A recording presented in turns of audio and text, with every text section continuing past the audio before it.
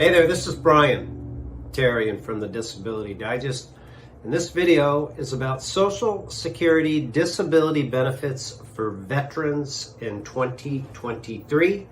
If you happen to be watching this video on Veterans Day, happy Veterans Day, I am grateful for your service. So I'm going to cover veterans disability rating relative to Social Security disability benefits, what some of the challenges are that veterans have in getting their benefits and keeping their benefits, some tips and ways in which you can maximize your health care, and then other ways to maximize your benefits and some success stories at the end. That's what I have on tap in this video. So if you're new here, welcome. Again, my name is Brian Terrian. Here at the Disability Digest, we advocate for people who have sicknesses or injuries and they cannot work. We work really hard to help you get all the benefits that you're entitled to. So, hope you enjoy the video. If you do, subscribe, share, and of course, stay tuned for more. So here we go.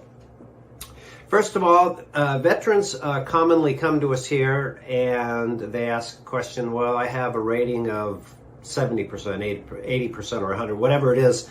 Will it have an influence on my Social Security disability benefits? And my answer is possibly. The difference is this. In the VA rating world, you have a percentage of disability, 10% up to 100%. In the Social Security world, what they are looking for is that you cannot work, that you cannot do what they call gainful activity. And if you're under 50, you need to prove that you cannot do any job.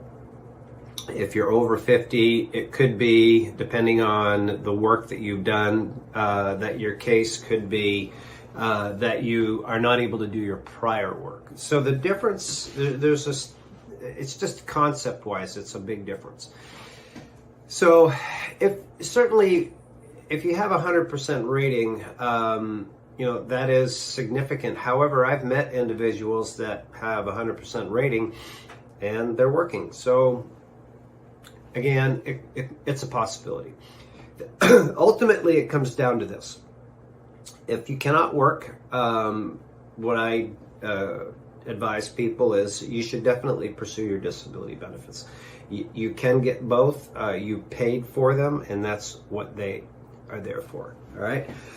So that's the difference between the two. Some of the challenges that people have in getting their benefits and also keeping their benefits as veterans is this.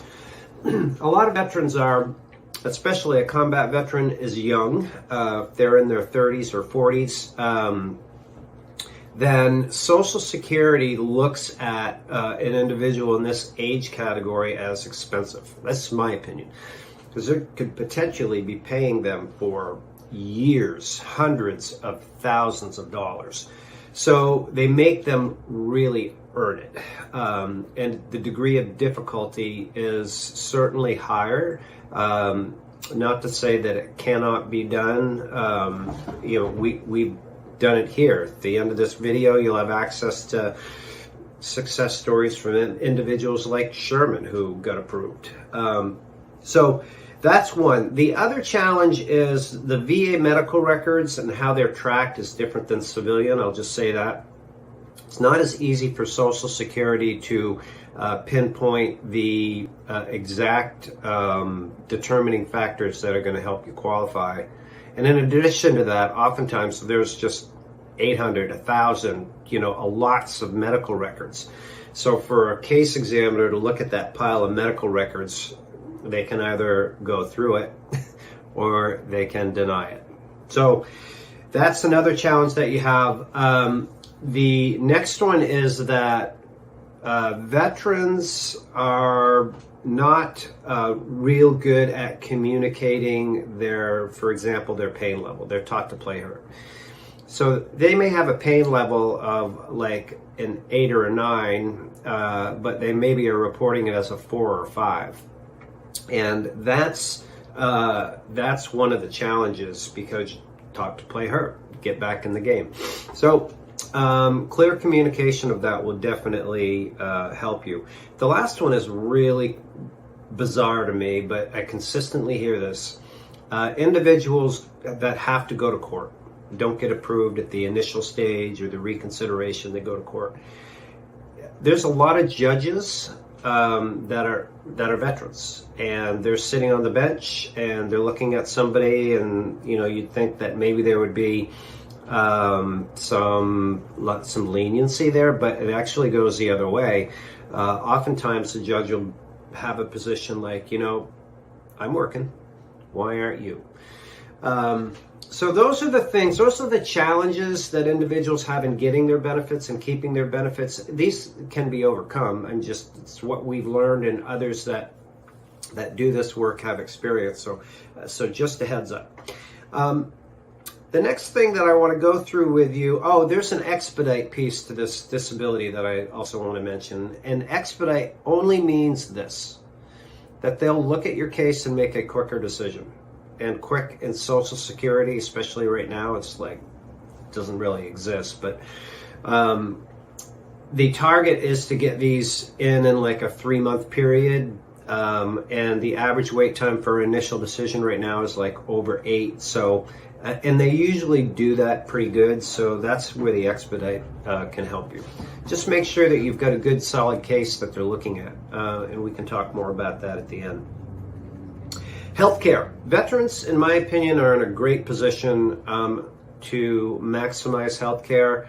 When you become a Social Security disability recipient, you also have access to Medicare.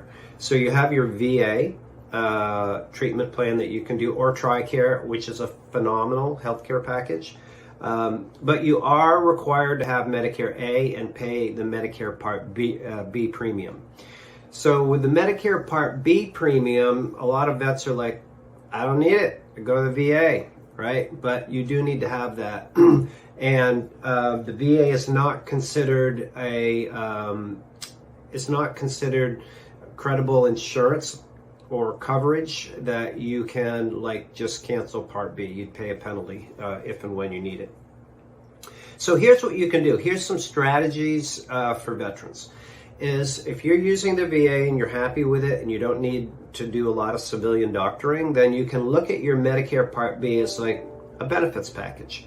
So with Medicare, you can keep A and B for sure, but you could go into a Part C plan, a Medicare Advantage plan, that oftentimes has lots of benefits that can offset that Part B cost. And that could just be a simple reduction in your Part B cost. They have these Part B buybacks, $100, $150. Some even pay the entire amount of your Part B just to go in that plan. Plus you get other benefits. You could get a flex card. A flex card allows you to pay utilities or buy food, gym memberships, and then you get the doctors, the hospital, hearing, dental, and vision, which you likely do not need because you have the veterans coverage. So if you think about your strategy and what you need for your health care, and then take a look at your options, there's a lot of really good options out there in most competitive markets. When I say competitive, where there's some population basis. A few things about your check. There's a cost of living increase for Social Security disability recipients. I've covered that extensively in other videos. So that's going to bring like a 3.2% increase in your check. The inflation is like 3.7%, so you're losing some purchasing power there. Your Medicare Part B premium is going up by $9.90. So those are the things to keep in mind. So, ladies and gentlemen, there's two ways that I see in my 17 years of experience and the 192,000 people here to maximize your benefits. And this is VA benefits, Social Security benefits. One is to make sure that you review your options annually, because they change. And there's actually some real bright spots, especially on the healthcare side, that continues to change annually, and you can get a better plan, or your needs might change, or you might move. So I would strongly suggest that you do that. For some individuals, that is something that we could do with you here at the Disability Digest. but we teach you how to do it, like in other videos or in live events that we have. So we're a resource to help you understand what you have now, what is out there, what would be a good match for you. So that's one, review your benefits. Two is supplement your income. Find a side hustle. And, you know, people are on Social Security disability benefits because they can't work. I understand that. But I've seen some absolutely amazing things that people have done with very little bit of time. And maybe you don't need the money or you don't want the money. Maybe it's volunteering. But find something to do that will give you some juice, something that you like to do, so you don't have all of this abundance of free time. And we have interviewed and covered and shared various ideas here at the Disability Digest. So we'll have a link at the end of this or around the description in this video where you can go to a website and find out what other people are doing. It could be building a YouTube channel or mystery shopping or driving Uber or doing some counseling or you know, doing a part-time job for a company from home. So things like that. So you actually can make, if you're a disability benefit recipient, you can earn $1,050 a month. They're up to that. And it's ideal. That's the regulation, but you should keep it like 20% below that. So those are some of the things. At the end of this, we'll put a link to some of the resources that I mentioned, and some success stories and some other tips from veterans, like, you know, how to live economically, how to live abroad. We'll have that in here. So I hope you enjoy this. The best way that we can help you is, of course, stay tuned. You can watch all the videos. We have like 1,000 that we've released on our YouTube channel. And just, you can search on the topic, and that will definitely help you out. But to save you time and money, actually, the best way we can help you is if you join us as a member, or if you are a member and we haven't heard from you, you update us. And there'll be a link around the video. And you click the link, you go in, you fill out a profile, and there's no charge for your membership here. We're supported by, like, our partnership with YouTube and other services that we provide. So we can do all of this at no charge when you come in as a member, but the profile helps us understand where you're at. And once we know that, we can get you the right information. Maybe you're trying to get approved, or maybe you've been approved and you want to understand how to keep your benefits, how to maximize it. Maybe that benefit review that I talked about is something that you're interested in.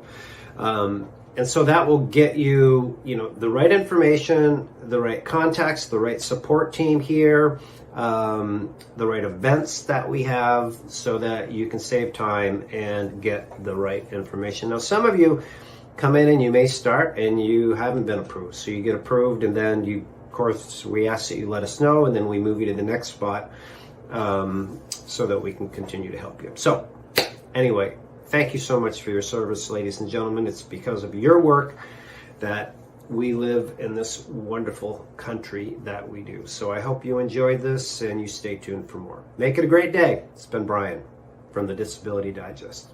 Thanks.